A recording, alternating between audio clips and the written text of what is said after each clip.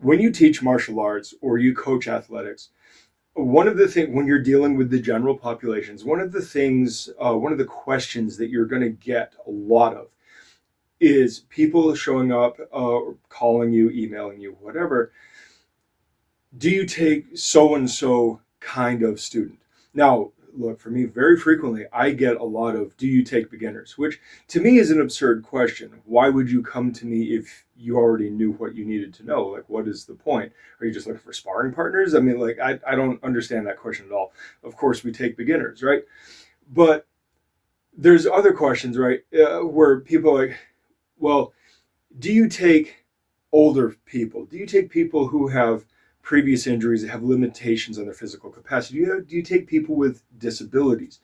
Um, Even do you take women? Because martial arts is very much a male-dominated sport. The truth is that some of those things you may be equipped to deal with, and some of those things you may not be equipped to deal with. And it is very, very important that you be honest with all of your prospects that if you're not comfortable taking a certain type of student, or that you feel that their presence would not benefit the overall culture and atmosphere of the school, you need to be honest with that. Now, you should do so diplomatically, right? You should do so in a way that does not leave them feeling, like rejected, right?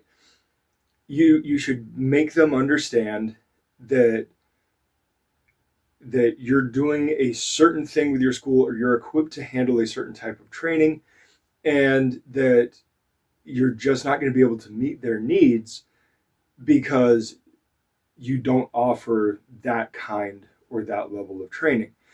And that is perfectly fair. Even if, like, maybe you just don't take beginners, right? There are some teachers that are like, look, I've got people under me that take those other people.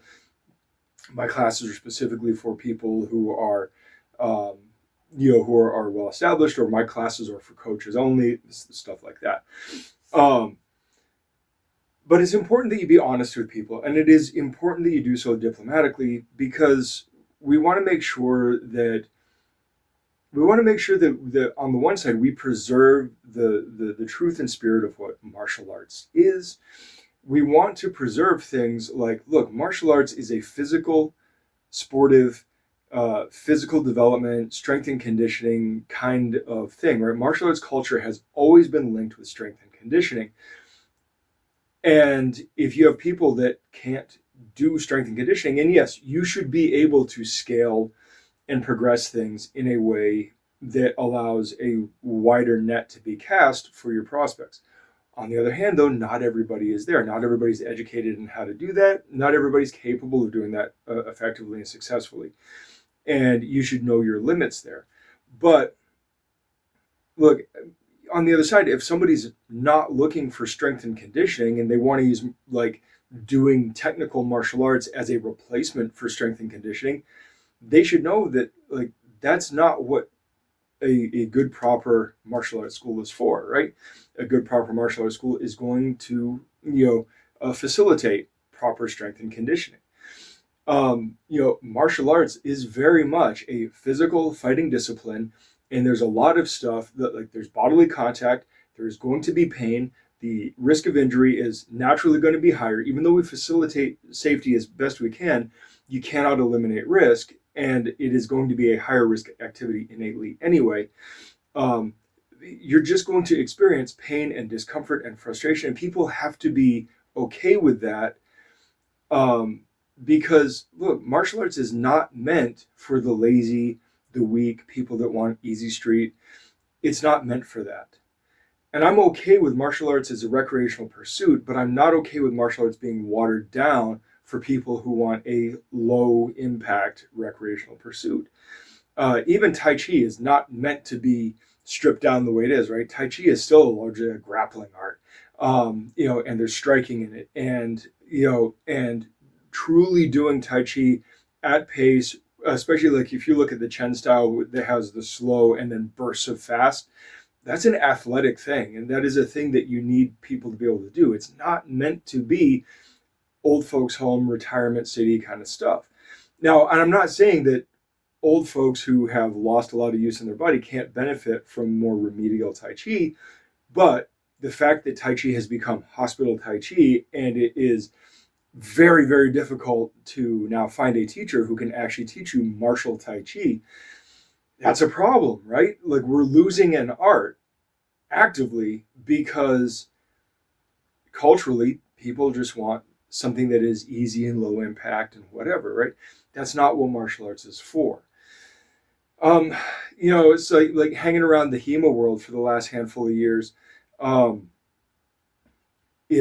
There's a lot of people in there that don't really like a lot of physical contact, right? They want to play with swords and etc. because it keeps them at distance. They can put on a lot of fancy gear. There's a little bit of dress up involved with it. And when you're wearing like hard shell gear and stuff, you're not feeling as much pain. And a lot of these schools don't do any of the grappling that goes along with the sword work. They certainly don't encourage any of the striking that goes along with the sword work. And all of a sudden you kind of have hospital HEMA. Not quite, but I mean, look, there's swordsmanship, and then there's, I play with swords on occasion, right? And we can see this over and over and over again. Boxing turns into cardio boxing or cardio kickboxing. Karate turns into daycare karate. Kung Fu turns into daycare Kung Fu.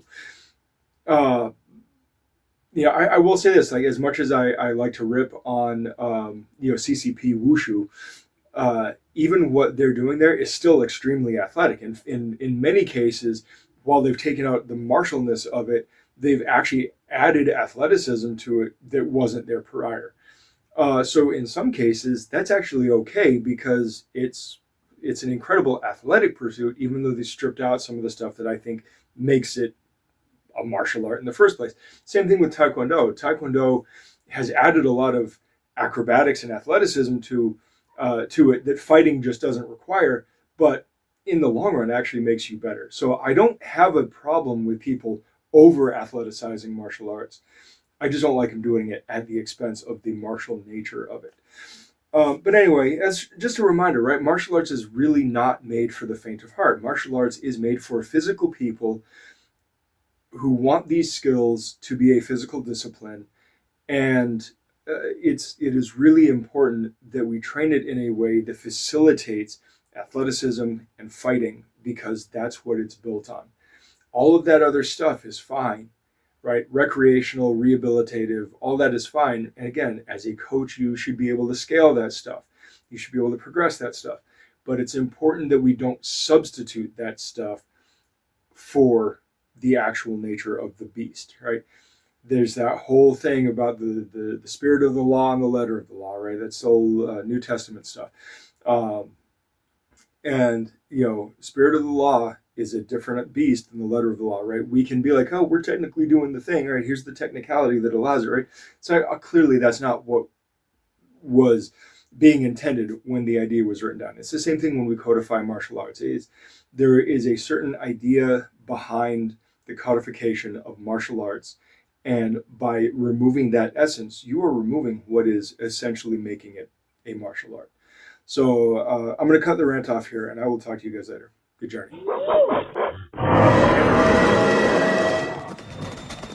Thanks for watching. Like, subscribe, share. Check us out on our other socials, and please head over to blacksunboxing.com to get a little more info, including how to contact us. Furthermore, if you are in the Phoenix area, please feel free to stop in, say hi, join in for a class, whatever. Also, if you ever see us cite sources or just for additional content, please check out our Substack. That is where we put all of the sources we use in our videos and is a major part of this. Plus, it serves as a membership platform for long distance learning and for people who would like to support us but aren't local. We would greatly appreciate it if you signed up. Even just the free membership helps us out a lot. All right, I will see you guys in the next video. Good journey.